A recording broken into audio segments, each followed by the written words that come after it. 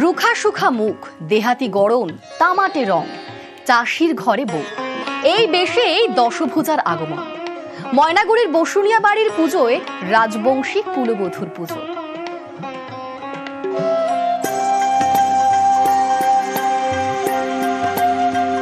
তিস্তা পাড়ের দশভুজা বৃত্তান্ত। দশভুজা এ বাড়ির দেবী ঠাকুরানী। 1810 সাল থেকে শুরু আর কি। আর এটা প্রথম পূজা ময়নাগুড়ি ব্লকের এদিকের মধ্যে আর কি। যাত্রা পূজা হয়, যেটা মাত্রা যাত্রা, নাঙল 2.5 পাশ ঘুরে সেটা পূজা শুরু করা হয়। মানে আমাদের কৃষক যেটা ধান ক্রয় বা কৃষি হিসেব হয়, এটা এখান থেকে শুরু হয়।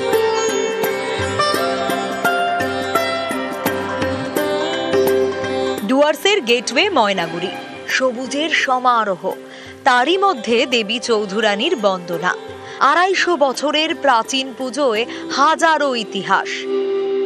প্রথম দিকে বাংলাদেশের রংপুর থেকে প্রতিমা আনা হতো, পুরোহিত আসতো বাংলাদেশ থেকেই।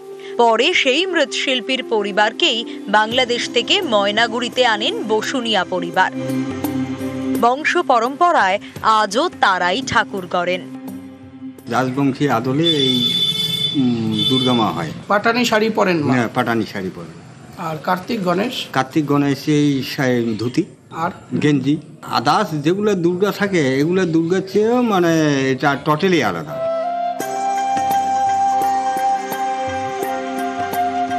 ময়নাগুড়ির আমগুড়ি শান্ত গ্রাম। পুজোর সময় নিস্তরঙ্গ গ্রামে পুজোর রং।